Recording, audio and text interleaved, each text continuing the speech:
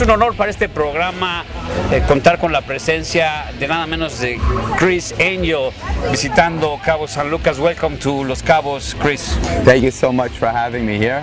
It's an amazing time, always in Cabo San Lucas. Why did you decide to come to Cabo? It's not your first time, as well. No, I come to Cabo. It's my favorite place. I come here probably 3 to 4 times a year. Every 2 to 3 months, I take 1 week or 2 weeks, and I spend it here with friends, family, and just have an amazing time. What do you like Cabo? What you have done in these days? Well, for me, because I do my show Believe at the Luxor 10 times a week, and I'll be doing it for the next 8 more years at a 10-year deal. 8 more so years. 46 weeks a year. So when I get my break off, I want to get away from work and I want to just relax and enjoy myself.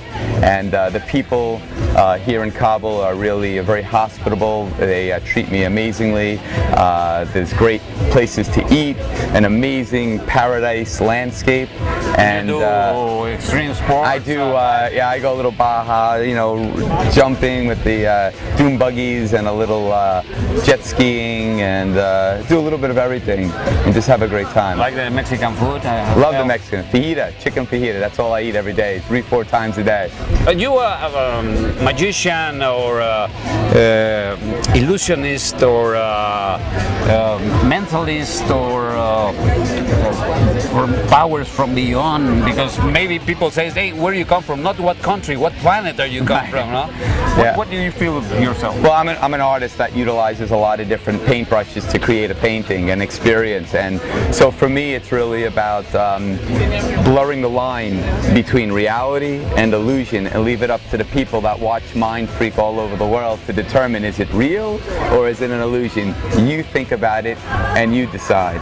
What do you like to do most? The regular magic or the spiritual? Because sometimes it's scary, no? Yeah. People is like a little gross or... I like doing different things. For me, you know, it's all about connecting to the public on an emotional level. So whether I'm doing an escape, I'm doing something that's crazy, or I'm doing something that's small and beautiful, close-up magic, it really doesn't matter to me. It's all about the connection that I have to the public, and my vehicle is magic. How's the creative process? Because should be the most important thing. Who is doing? You are doing, of course, but who else is participating with you? I just got done shooting my 6th season of Mind Freak. We're now in 90 countries. Over 100 million people watch each season of Mind Freak. So I thank you, muchas gracias to all my fans out there. And for me, it's all about coming up with new, innovative, fresh ideas that have never been seen before. And I create all of the stuff that you see on television, but I have an incredible team that helps bring it to life, brings it to fruition. So, you know, there's a process that I think about it in here. I think about how I can make it work, what I want to see, and then how to bring it to life, and I bring my team in to help facilitate that. Because there are not many like you. Of course, we have Copperfield, this David Blaine, but really you are right now doing spectacular work, and it's not easy because you have to create something new. The challenge for the next one, what has been for you the top of your acts? Well, I think some of the highlights of my career is when I floated above the Luxor, more than 500 feet above Las Vegas Boulevard. I have the most watched internet magic clip in the history of the internet, which is when I walked on water. I think it's like 37 million people watch that on YouTube alone. But for me, it's always about pushing the envelope and trying to always lead the others to try to top me or to try to do something, and I always try to top myself. But I think it's very important to, you know, magic doesn't garner the respect that the industry like the cinema or music does, and so for me I want to inspire future magicians to take the art of magic and make it something that garners the same respect that those industries do, and make it, and I want a kid now that's 8 years old to take magic way beyond what I've done in my career, and that's the goal. It's to inspire, whether you want to be a professional magician or you just want to learn a couple things to meet a chiquita, or, you know, break the ice at school. Or magic is a wonderful tool. It served me incredibly well, and I think everybody needs to learn one great trick. That's it. You inspired in Houdini, of course, but who else?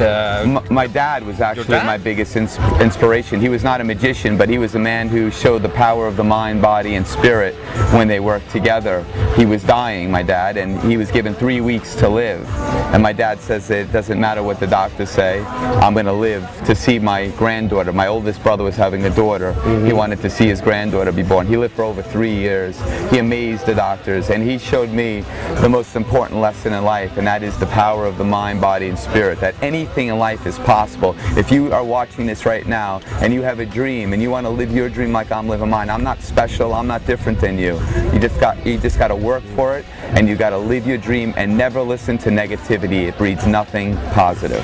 What do you do normally to exercise and to be in shape, and mentally also? You make yoga. What do you do? I work out with weight training. I do a lot of physical activities. Doing my show, Believe, at the Luxor 10 times a week, twice a night, it's very physical. So I'm hanging upside down in a straitjacket over the audience. I'm running around. I'm floating. I'm doing all sorts of crazy things. So I'm exerting a lot of energy. That's why it's so great to come to Mi Cabo and have a chance to sit here with all the wonderful people, the guests here, have some drinks, eat some food. At the end, the Land's End, with the magic of the Land's End. Yeah, it's amazing, you know, the magic of Cabo.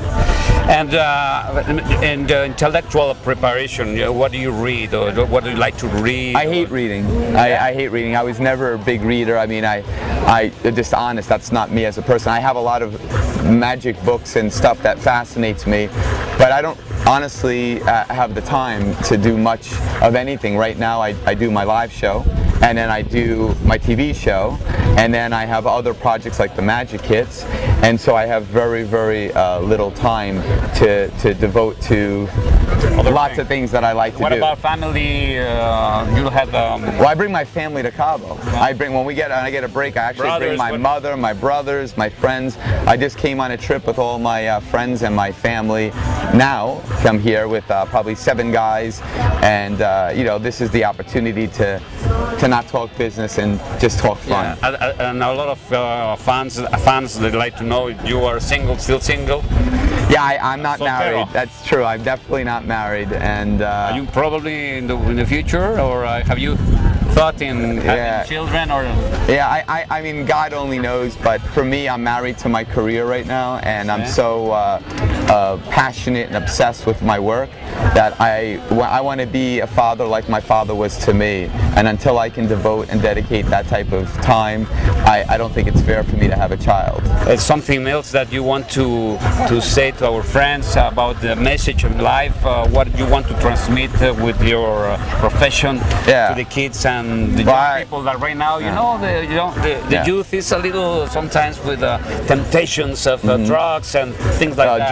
Drugs are the demise. You never ever get involved. I've never ever got involved in that. I had many opportunities, but never, because that is the root of failure, of disaster, of ruining your life, ruining your family's life. I lost my cousin Michael to a heroin overdose. I found him dead, and I tried to help him, and so I'm very much against drugs. But I would just say to people that are watching this, so first of all, thank you for your love and support all over the world, and I would just encourage you to, you don't know how long you have in life to live, and each and every moment you have, each and every day that you have, live it to its fullest, and really try to live your dream. Spend every day trying to live what you believe you want out of your life. You got one life to live it to the fullest. And at least one time in their life they have to come to Cabo, no? Well, I would say multiple times. I come to Cabo, like I said, 3-4 times, and if you want to have a party and you want to have a great time, Mi Cabo is the place to come. I've been here many times, and it's the most excitement, the most energy, the most amount of people, and it's in the heart, in the center of all the action. And if you want to have a great time, maybe I'll see you right here. I just thank you for your time, thank you for watching, and when you're in Las Vegas, come see me, and I'll leave you off with one last thing.